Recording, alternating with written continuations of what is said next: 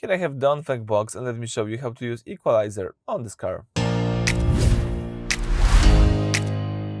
So at the very beginning, let's start by using the home screen. Here you should find and select the car icon right here. From the following view, let's choose Sound and Display.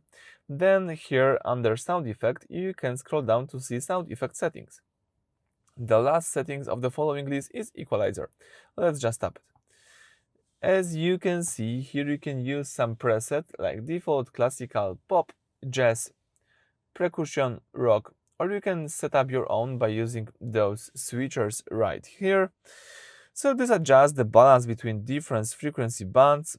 The rock preset typically boosts the low and high ends to give music more energy and punch. I like it, so I will keep my equalizer set up to rock, but this depends on your preferences, so you can check out and decide which one is the best for you.